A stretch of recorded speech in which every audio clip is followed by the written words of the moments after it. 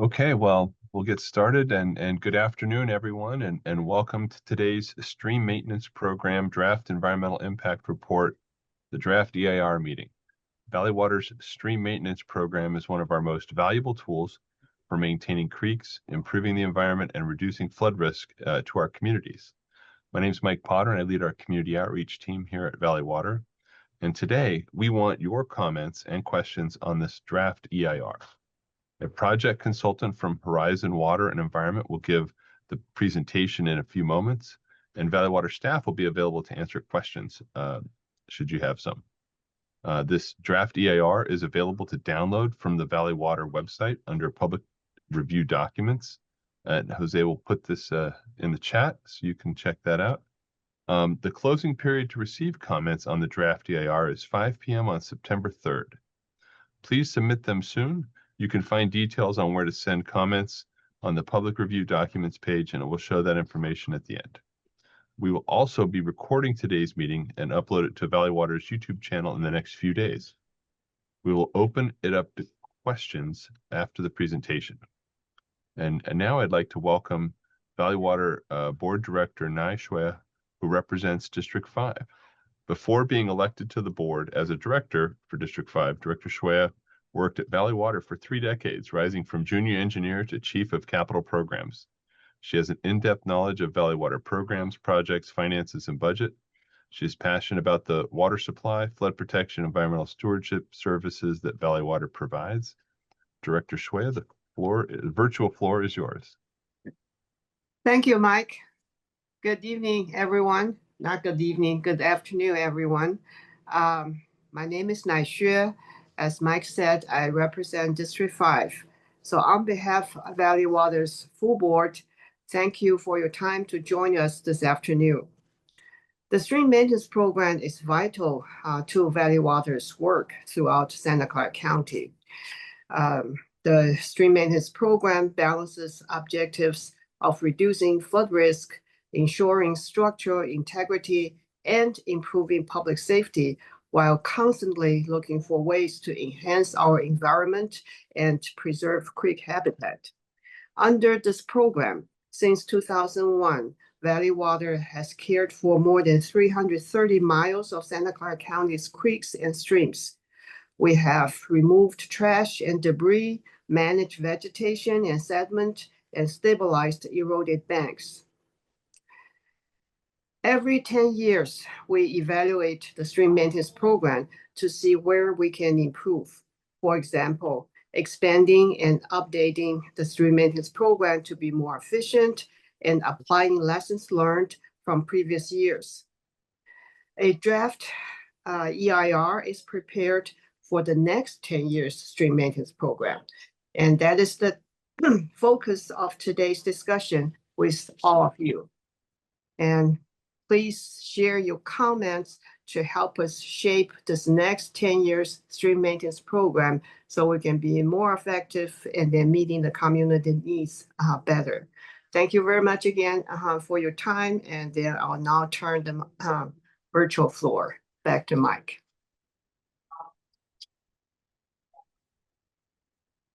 Mike, you're muted. Thank you, Director Shwea. It's a good reminder to our Zoom meetings. It's been a while. Next, we'll hear from Ken Schwartz of Montrose Environmental. Ken has been working with our staff on developing the draft EIR. And after his presentation, we will have the Q&A portion. This is a reminder for those of you on Zoom to use the Q&A function to ask your questions rather than the chat. A Valley Water's communications team member will acknowledge your question and pass it on so we can answer it. You can also use the raise hand function to ask a question, and we will unmute you and you can ask your question. Now, Ken, please take us through the presentation. Great, thanks, Mike. I'm just going to share screen here and get us going.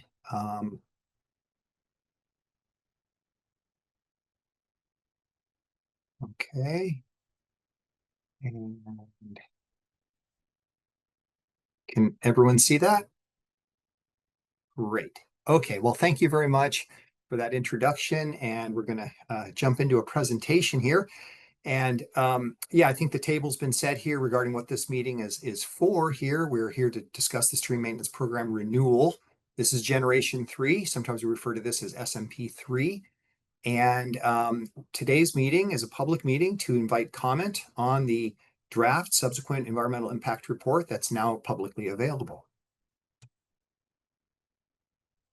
The agenda, we've done some introductions. I'll just say a few more words about the meeting purpose. Then we'll talk about the process of a SEIR, subsequent environmental impact report. We'll also discuss the stream maintenance program itself, its primary activities, how it's implemented, its oversight, and also how this current draft environmental impact report has evaluated the stream maintenance program. And then we'll have time for public comments and input. So beginning with the purpose of this meeting, the CEQA meeting, let's actually even start with CEQA. What is CEQA? CEQA is the California Environmental Quality Act.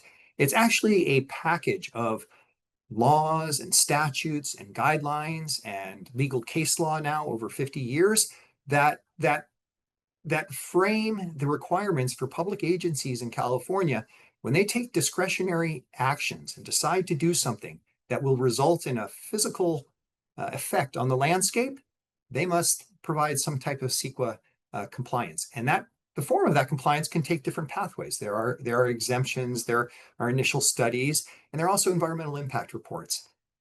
For this program, the stream maintenance program, we have an environmental impact report, and actually, this current version is the third version in a line that goes back over 25 years. So this is a subsequent environmental impact report that's building on previous versions. In any event, today's meeting is to allow the public and agencies to provide input on the contents of the draft environmental impact report. And the comments we received today, either verbally or written by way of the portal, or people can send in comments via email, those will be considered, responded, and used to update and take the draft EIR towards a final EIR. So that's the purpose of today. And a few words about the CEQA or EIR process here. And we see a flow chart here. And if we start on the left, when Valley Water initiated this process, there was a notice of preparation. That's also a CEQA requirement. You tell the public, hey, we're going to go do this thing, and we want to let you know about it. And at the time, there's a scoping period. There was a 30-day scoping period back in May, June 2022. And that's also a period for public engagement and involvement and feedback. And we had a similar kind of hearing, and we invited comments from the public to guide or inform the scope, extent, magnitude of what the stream maintenance program may be. And we took that input and we used that to help draft the EIR that's now publicly available. So that took a few years. Okay, we're a few years down the road here, and we're now kind of in this bridging moment in this flow diagram between the draft SEIR, which is now publicly available, and the final EIR, which will be worked on and completed later this year, late 2025. So there's a 45-day public review period, and this is when we invite feedback and comments from the public. From the final EIR, and that will be publicly noticed as well and made available to the public for its viewing. From there, the next step in the process is at that point, the Valley Water Board of Directors considers all of the information in this final EIR, including the draft EIR, the comments provided by the public, any revisions made to the final EIR. And then at that time, the Valley Water Board of Directors will make a consideration whether to adopt or certify this EIR and approve the program moving forward or not. And so we don't know how that goes. Our job is to provide the information for the Board of Directors to make that consideration. So a little bit of background. I introduced, I think, the term SMP3, but this story goes back about 25 years, back to around the turn of the century, when the SMP1 was originally formed and initiated. And the idea is that Valley Water had been conducting a great number of individual stream maintenance activities over the years, a little bit of this over here and some of this over here. And when that work occurred, it required its own CEQA compliance. It also required its own regulatory permits.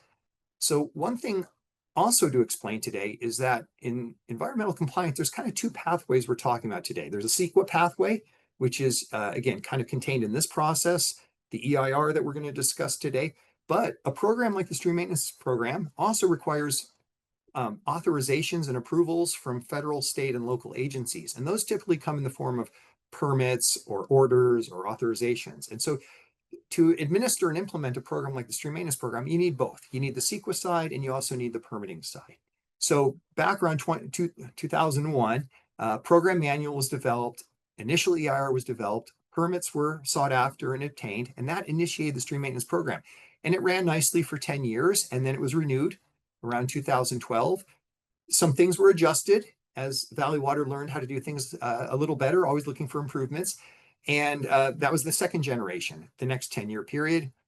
A subsequent EIR was developed at that time in 2012. And then rather than jumping right into SMP3 at 2023, actually Valley Water applied and received permit extensions, which pushed the permits out to be able to implement SMP2 for a few more years, up to 2026. So right now, currently in 2025, we're still working under the SMP2 permits and the SMP2 CEQA document. But now it's time to renew the program once again and get a new CEQA document, EIR out, and also renew those permits. And so that's where we're at in the overall process.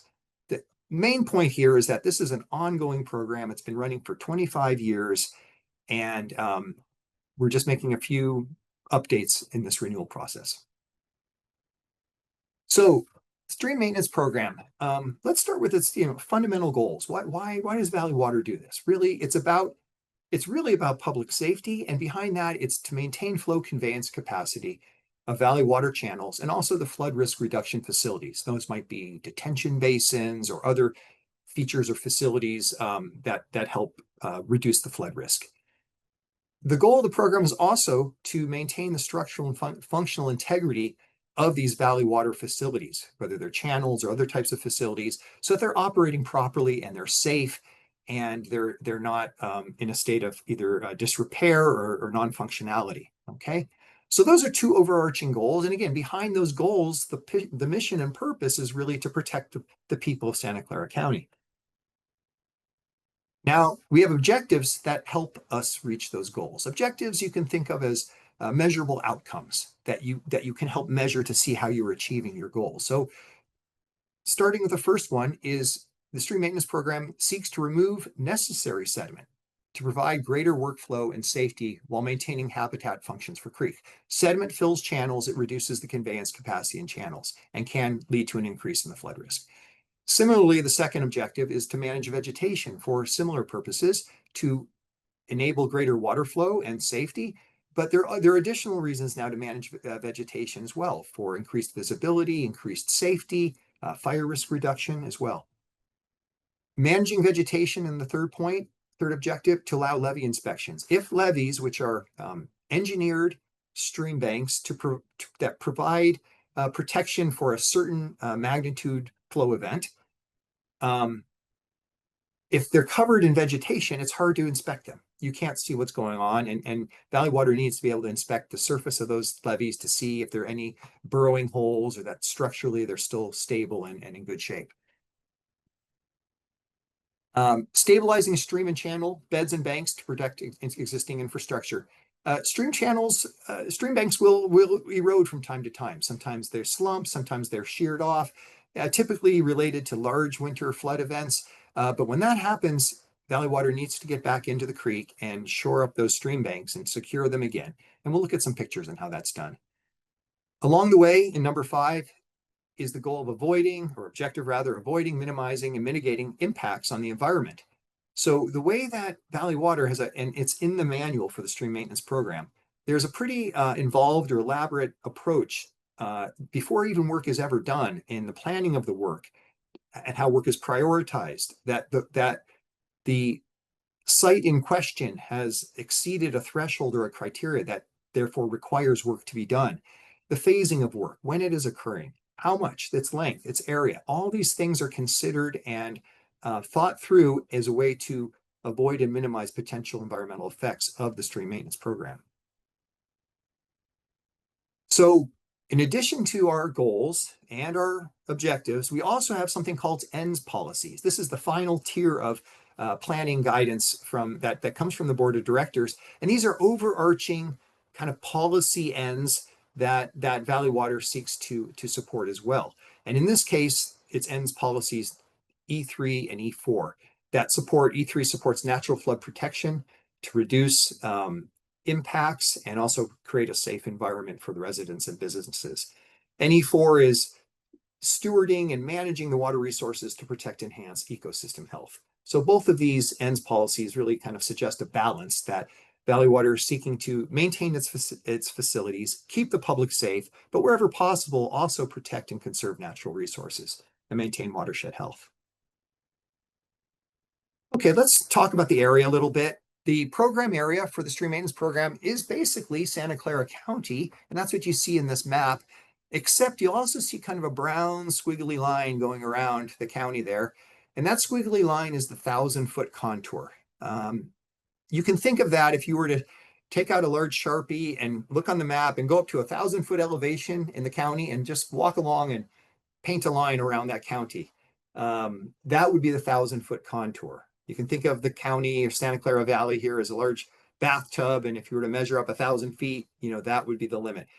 The point of me bringing this up is that's the upper elevational limit that the stream maintenance program activities would occur in. That's pretty high up in the watershed.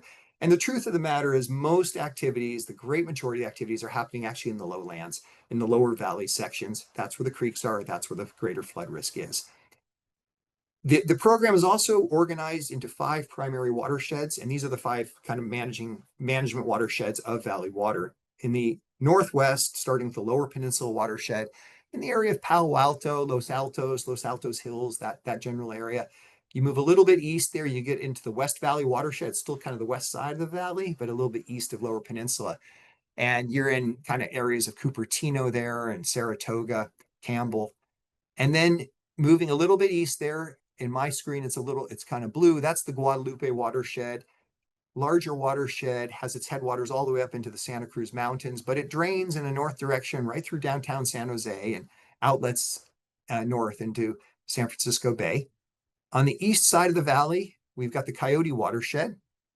And again, empties or drains out to San Francisco Bay, just north of Milpitas a bit, but has its headwaters down south all the way up the Coyote Valley, up into Anderson Reservoir area and the headwaters that drain into Anderson Reservoir. Now, the 5th and final watershed is the Pajaro watershed, and this one's a little different in that it doesn't drain to San Francisco Bay. The Pajaro River actually drains south and exits Santa Clara County at the southern portion of that map, makes a westward bend, and kind of works its way out to Monterey Bay. But Valley Water also has maintenance responsibilities in the Pajaro watershed. So in the previous map, I described kind of the county, the area up into the 1,000-foot contour, and it may have suggested that Valley Water can work anywhere it wants. Well, not exactly. Not exactly. The stream maintenance program is limited more specifically to areas where Valley Water owns the facility outright in fee, and that's what's shown here in kind of a green color, and areas where Valley Water may have maintenance easements. These are agreements. Perhaps Valley Water entered an agreement with a local town or community to provide maintenance for certain sections of a creek. And so these green and yellow sections on this map indicate where Valley Water would have a maintenance responsibility, or obligation may be a strong word. It's more of a responsibility to conduct maintenance there. But what you'll see here, there's also a blue section, a blue line that's not green, not yellow. And those are areas where Valley Water would not have a maintenance responsibility. Okay, and this example here is taken right from downtown area of San Jose. That's Los Gatos Creek. So this is another kind of filter geographically to think about where is the work occurring. It's not everywhere, all the time, all over the place. They are targeted locations. So as far as the actual SMP activities, this for the most part is very consistent with what's been happening for the last 25 years. It includes sediment removal, vegetation management, stream bank stabilization, management of animal conflicts, minor maintenance activities, and down tree management when a tree kind of falls into a creek channel. So these maintenance activities are all very consistent with what Valley Water has been doing over the last couple of decades. But there are a couple of new ones here, and those are the ones that are shown in the bold, including hazard tree management, flood wall maintenance, maintenance specifically here of the Palo Alto flood basin tide gates. That is pretty specific.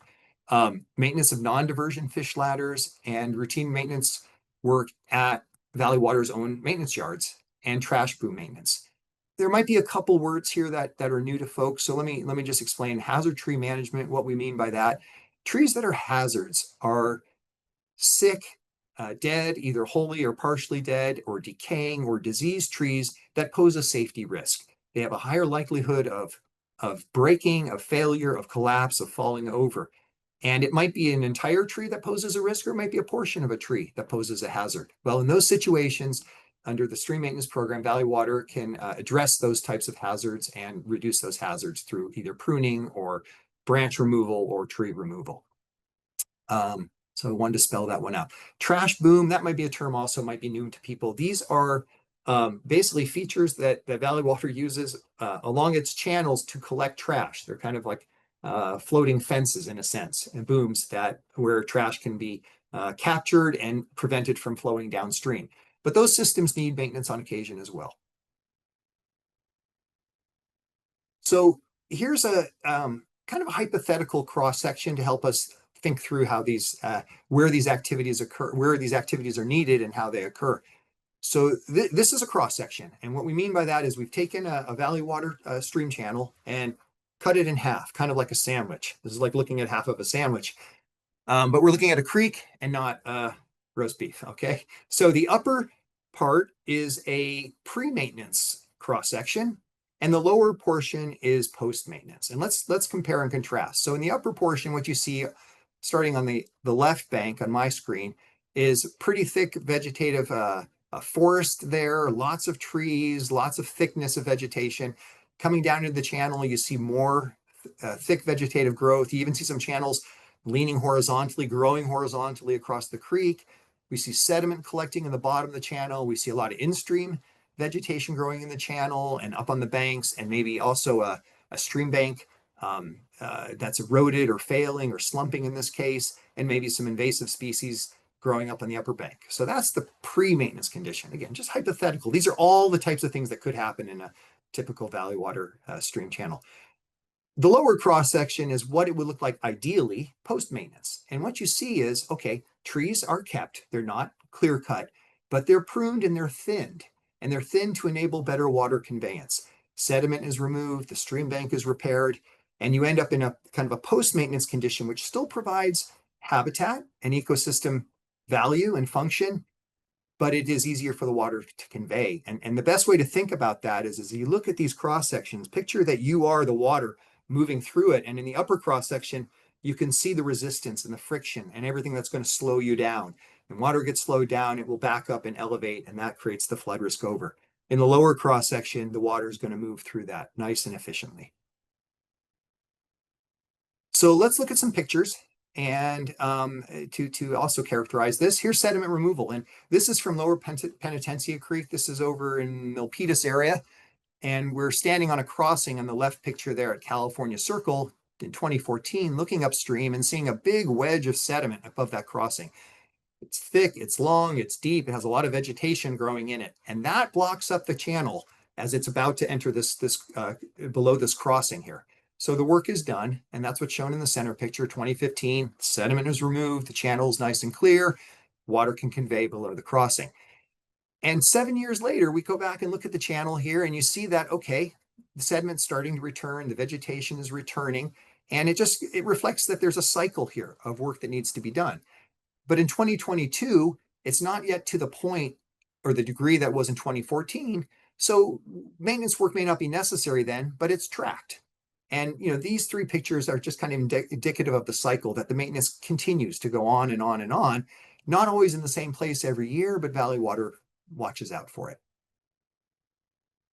And similarly with vegetation management, this can occur in a lot of different ways. It could be hand removal with local hand tools in the upper left, pruning with pole saws or chainsaws, mechanized mowing, and you can see the tractor there with the mower that kind of parallels along the bank with the levee there. Goats are used from time to time as an efficient manner. And then on the upper right is herbicide application. The program does involve and include herbicide application. This is typically a very targeted application where individuals may have a backpack and an applicator that kind of can be very targeted, or handheld or painted on to specific trees. Generally, it's not a broadcast system here, but rather a very targeted approach. Bank stabilization, and the left is before. This is Stevens Creek. You've got an eroded bank, and it's kind of heading right into a big wall of the non-eroded bank, and that's a problem in hydraulics. And so you see the after work here, where you have a nice, smooth, continuous stream bank, very contours nice and easy, even and easy, and that's what water likes to flow by and flow through. You may also note on the right that there looks like there's some logs down at the base of the stream channel. You may ask, well, what's that doing there? Those are intentional. Those are actual features, large woody debris features that are integrated into the stream bank repair, and they provide habitat for fish and other aquatic species that, particularly during flow events where there's a kind of quiet water on the downstream side of those types of features. So Valley Water does look to, where possible, include additional elements that help elevate the overall ecologic function of these systems, together with providing flood protection. And here's management of animal conflicts. And that, you may ask, like, what does that mean? Well, take a look on the left, the before picture. You're seeing a levee. This is along the Guadalupe River, and you can see all the holes. See those holes? Those are burrowing holes from rodents, gophers, variety of animals that may be burrowing into levees. And the problem with that is, from the outside, it may look like, oh, it's just a few small holes. Behind that, there's a whole network, a whole freeway of tunnels connecting all of these holes, so that when the water elevation picks up along the bank, it feeds into these holes and saturates all that tunnel work behind the bank, and that ends up reducing the pore strength of the soil and makes the levee very vulnerable for failure. So Valley Water needs to plug those holes, compact them, and then make sure that the animals aren't getting in there and doing it again. So not only does Valley Water have to protect those levees, but they also have to keep the vegetation off so that they can inspect it and actually see whether or not they're holes. So that's a very important activity. And then some minor maintenance, including fence repair, trash removal. Valley Water removes a lot of trash from its stream channels. I don't have the exact number off the top of my head, but it's in the thousands of tons per year category, a tremendous amount. And also removing fallen trees that go across the channel. You know, a slide or two back, I indicated where some logs were built into a stream bank stabilization project to help provide valuable habitat. And then you get to this one and you might say, well, why isn't that good here as well? And the problem here is, when it's crossing the creek, as shown in the picture, this will end up trapping a lot of other debris, a lot of other branches, a lot of materials, litter, tires, you name it. And it can create a whole damming effect. And when those dams release, it really creates a big flood risk. So these types of situations do need to be addressed. And where possible, Valley Water seeks to maybe reduce the size of these logs, reposition them, maybe use them on site if possible. But again, always balancing the need to keep the public safe here and keeping the flood risk down. So in implementing these activities, there are avoidance and minimization measures that occur in the planning of the activities. Where to work, how much to work, do we really need to work there this year? Maybe we can wait till next year.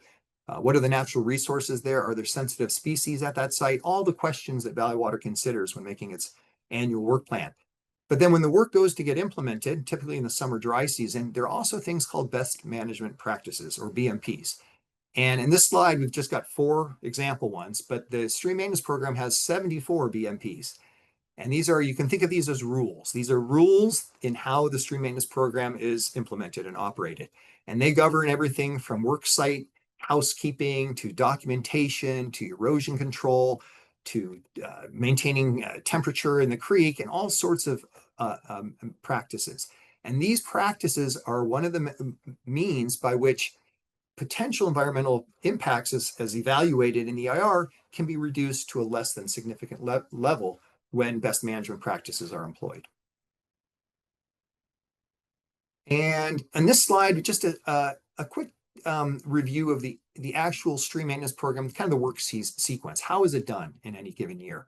So the late kind of winter into early spring period is the time where the The Valley Water team goes out and assesses its facilities, its creeks, its flood channels, its other flood facilities, and basically does a work assessment and looks them over and sees where work needs to occur, and then filters and prioritizes based on severity. Really, what are our highest priority needs for this coming year? What can wait a year or two? What am I going to watch, or what absolutely do I need to do?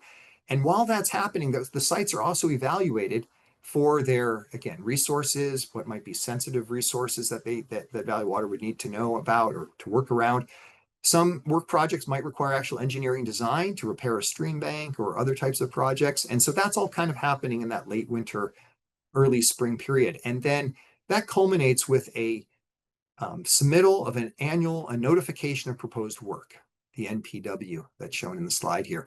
And that's submitted to the regulatory agencies. Remember, I had said how there's kind of two paths here in environmental compliance, the CEQA path that we're talking about today, but also regulatory permits that provide the authorizations for this program.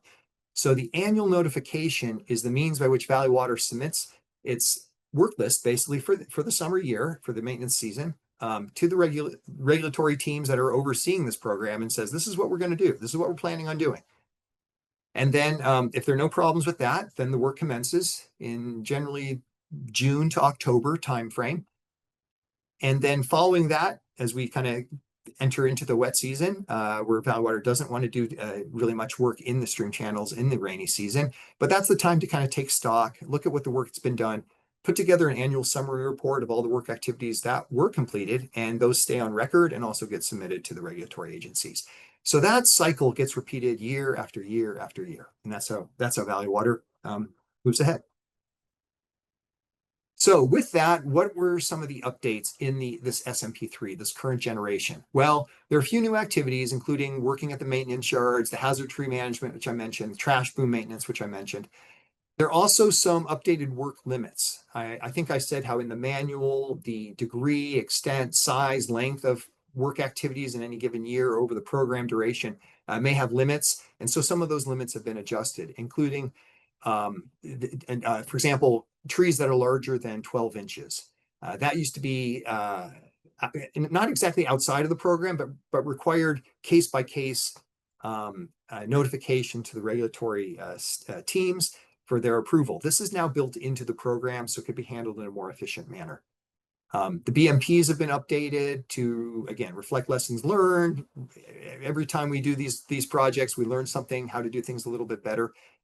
And then there's a mitigation program that works in parallel with the stream maintenance program. And mitigation is to address environmental impacts that maybe are not completely avoided or minimized. They're still left over, or residual kind of impacts, and those need to be addressed. So Valley Water invests in mitigation approaches, including a lot of the trash removal, encampment cleanup, and also moving forward as part of SMP3, the goal is to be participating in the Valley Habitat Plan. That is a local habitat protection agency that takes fees and funds and invests in conservation and restoration activities. So for this EIR, these are the resource topics that were evaluated. I'm not going to read them all, but you can see them there. And if you go into the CEQA guidelines, you'll see that there are additional resource topics that should be considered in an EIR, but some things just weren't going to be relevant here. For example, the housing or population, how the implementing stream maintenance was going to affect the population of Santa Clara County. So there are some resource topics that were exempted out or just discounted, but these are the main ones that were considered would be affected by stream maintenance work.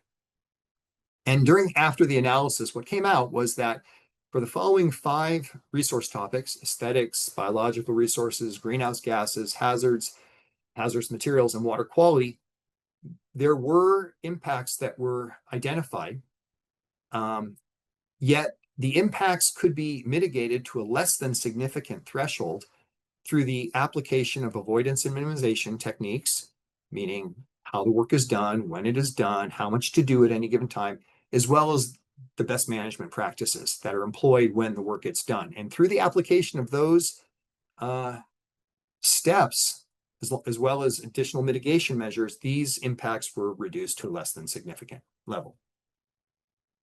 However, There were a couple of impacts that, even with those approaches and measures, could not be reduced to a less than significant level. And these are what's called in the CEQA world significant and unavoidable impacts. And we had two in specific for biological resources and noise. In biological resources, it's a fairly specific situation. It has to do with a colony of great blue heron, this beautiful bird, right? There's a colony, a significant colony in Lower Coyote Creek. This is downstream of Montague Expressway. And the activities of the stream maintenance program, if they were to occur in such a way near that colony or on the colony, it would disrupt that colony or create the abandonment of that nesting colony. And that there are criteria in this kind of evaluation of a biological resource. And one of the criteria is that if there was a 10% or greater reduction in colony size, that would be considered a significant impact, a substantial adverse effect on the species population. So Valley Water knows this. They know of this resource. They're going to take every possible measure to avoid impacting that colony of the great blue heron, but it's there. And if something, were to, let me give you an example. Say the very large stream bank nearby there had eroded and Valley Water had no choice, but had to get in there to repair it. It could potentially affect this colony. And even though that's not planned for, it's not even very likely, it could happen. And because it could happen, our job in developing an environmental impact report is to share that with the public. So that's one of the impacts there that's significant and unavoidable. We don't think it's actually going to, it has a high likelihood of occurring, but we want to share that with the public. That's a possibility. Similarly, in the noise category, not all the activities in the stream maintenance program have significant unavoidable noise impacts. Using a pole cutter, even a chainsaw, applying herbicide, those types of things are not going to create a noise that would exceed a threshold of significance. However, where there's pile driving, and sometimes pile driving would be used in some of the bank repair techniques that involve sheet walling, where you kind of insert a sheet wall into the stream bank to protect that stream bank. This is used when perhaps you've got buildings or structures right up next to the stream bank and you really don't have so much room to use other techniques. In those cases, you might have some pile driving, and pile driving is loud. And if that's happening in your neighborhood, that can be considered a significant effect.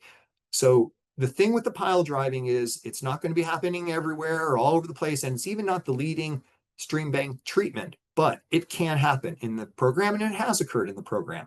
So for similar reasons, that's important to disclose and let the public know that that is a potential significant impact that really can't be avoided when that type of work occurs. So, and the final piece here is cumulative. And cumulative impacts are basically the consideration of these specific impacts in light of what else could be going on in the area, right? Maybe there's a large building being built. Maybe there's something else happening, freeway construction, trains, whatever it might be.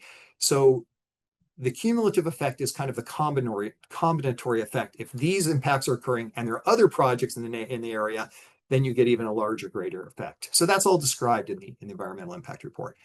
Why this is important, these significant unavoidable impacts, is that at the time that the board of directors goes to consider this program for certification and approval of this EIR and moving and advancing and supporting the stream maintenance program 3 renewal, the board of directors has to consider this, and they make a kind of a judgment call and say, we recognize that these potential effects occur, but we also have to consider the goals and the objectives of the program to protect public safety. And it's at that balancing point that the directors will make their decision. So with that, we're wrapping up soon here. Another CEQA requirement is the consideration of alternatives. And the EIR, I'm not going to go through all the alternatives, but the EIR document does consider these 4 additional alternatives, which is a CEQA requirement, including a no project alternative. We don't go into SMP3. We don't make these adjustments. We just kind of keep doing what we're doing. A reduced work frequency alternative, limiting the work in certain channels or limiting certain activities. These 3 bottom alternatives all result in less impacts or fewer impacts or less degree of impact The problem is they also result in less meeting the objective of providing flood protection and safety for the residents of Santa Clara County. So again, this is when the board of directors considers certifying or approving this EIR, they have to kind of weigh out these alternatives and think about achieving the goals of the project while also trying to limit or reduce impacts. So final thing here as we get into it is the contents of the final EIR. So we welcome your comments, whether today verbally or send them by way of email or send them through the web portal. And the final EIR, we're going to take all the public comments, consider them all. If they require making changes to the draft EIR based on something that we learn in the final, in these comments, we will make those changes. If it's something that's nice to note, it's good information, but it really doesn't result in changing the EIR, we're still going to read that comment very carefully, make sure we consider it in its full way, and then we'll also include all of those comments in the packaging of the final EIR, and that's what goes to the board for their consideration. So wrapping up now, how to comment. We've talked about this a few different ways, but we'll leave this slide up for just a second here because the comments are due next Wednesday by 5 p.m. And you can comment today verbally. We'll have some time in a minute here. You can submit comments to the valleywater.org/public review documents portal. You can provide comments via email to bwilliams@valleywater.org. Subject line SMP program renewal EIR comments. Please include those that in the subject line. You can also send hard copy comments by way of U.S. mail to Santa Clara Valley Water District, attention Billy Williams, 5750 Almaden Expressway, San Jose, CA 95118, and you're welcome to submit comments that way as well. So with that, I'm going to wrap up the presentation portion of this and open up the floor to any comments. Thank you, Ken, for that great presentation, and we'd be happy to hear. We have some questions from members of the public. See if we have any coming in, Jose. Yes. Oh, go ahead. The first question is, can you allow an extension for submitting comments?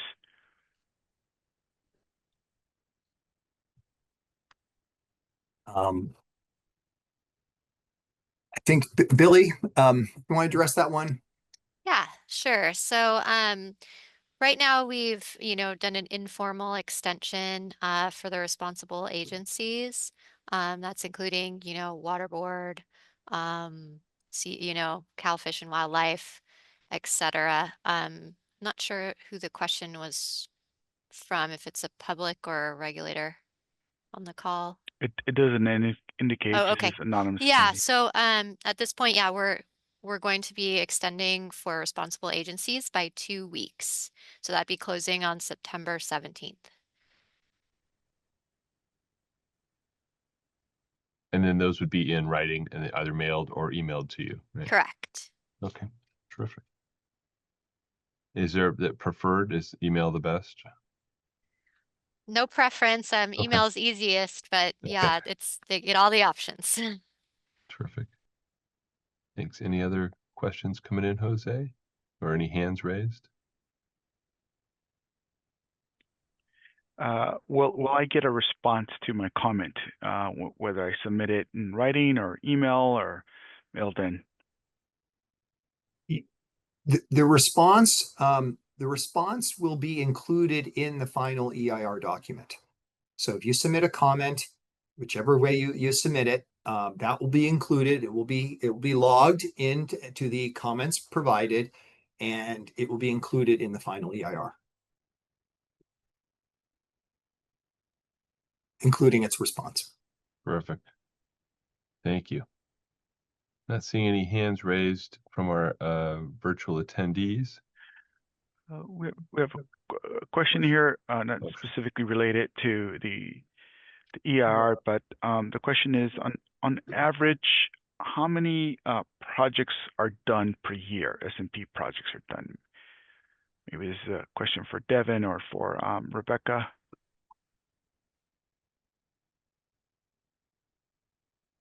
Yeah. Okay. Oh, go ahead, Jen. I was just gonna say, I can answer that question. It kind of depends what kind of projects you're talking about. If you're talking about the field construction projects, sediment removal and bank protection, we do about 35 to 40 of those a year. If you're including all of the vegetation management projects, then that adds another couple hundred projects a year, about 150 to 200. Seems like a very robust program.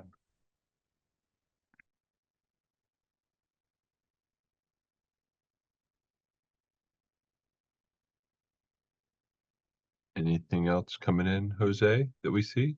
One other question: when can we expect the final EIR to be approved?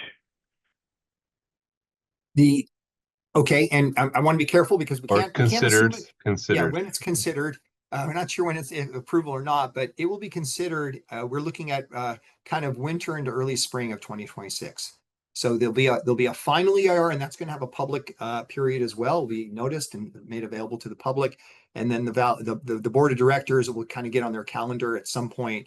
I would think in kind of the March, April timeframe, somewhere out there. Great. Thank you for that clarification. Great question. Any other ones coming in, Jose?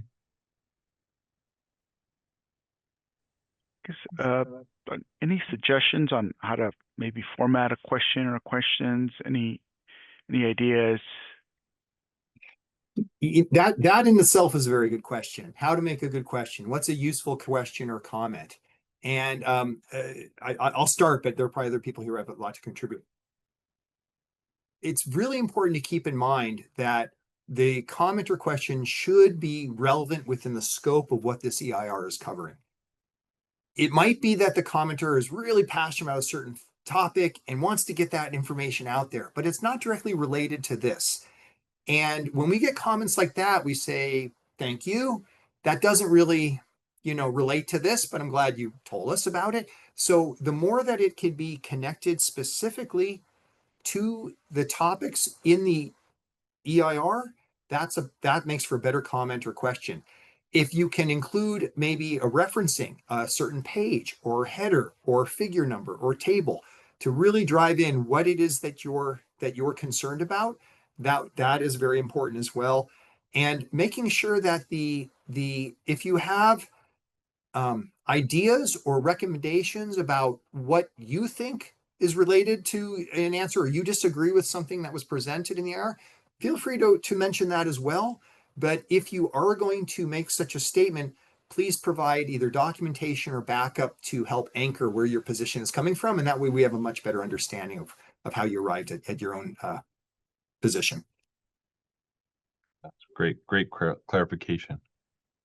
Thank you for that. Jose, any other questions that we see? No questions. Okay.